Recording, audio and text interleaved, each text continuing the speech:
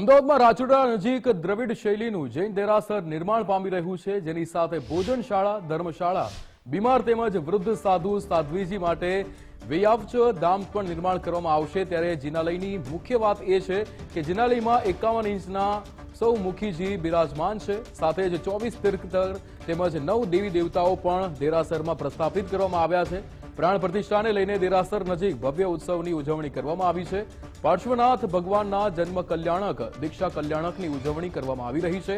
આ પ્રસંગે પરમ પૂજ્ય ગચ્છાધિપતિ કુલચંદ સુરેશ્વરજી મહારાજ સહિત મોટી સંખ્યામાં સાધુ સાધ્વીઓ તેમજ જૈન શ્રેષ્ઠીઓ પણ હાજર રહેશે।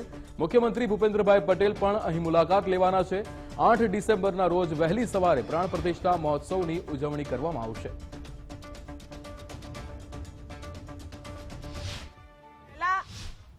એક આખું એક દક્ષિણી શિલ્પ હતું। દક્ષિણની અંદર જે જૈન મંદિરો તૈયાર થતા હતા એ દક્ષિણી શિલ્પ આખું ધીરે ધીરે લુપ્ત થઈ રહ્યું છે અને માટે એ શિલ્પને સાથે રાખીને કંઈક ક્રિએશન કરવું છે, કંઈક શિલ્પ સ્થાપત્ય તૈયાર કરવું જોઈએ એવો ગુરુદેવે આદેશ કર્યો અને બધા જ કામે લાગી ગયા। બહારથી આખું જિનાલય જોઈએ તો એમ લાગે કે કોઈ સાઉથ શૈલીનું મંદિર છે અને દેરાસરની અંદર જાઓ તો તમને એમ લાગે કે આખું જ જૈન જિનાલય છે।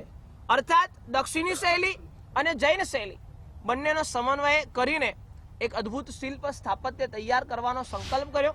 તમને બધાને ખબર છે આઈ કોન્ટેક્ટથી મોબાઈલ ખુલે છે અને તમે ભગવાનના જ્યારે દર્શન કરશો તો તમારા અંદર રહેલી નેગેટિવ દૂર થાય, તમે પોઝિટિવ થશો અને પરમાત્માની પૂજા એ અનામિકા આંગળીથી થાય છે।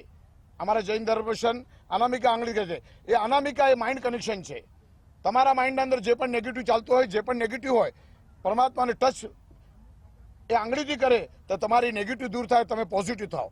એ ભાવનાથી આખા દેરાસર ઉપર જ્યારે શિખરો લાગ્યા છે, 24 શિખરો છે, એ શિખરના વચ્ચે ચારે ખૂણામાં 4 શ્રીયંત્રોની સ્થાપના કરવામાં આવી છે।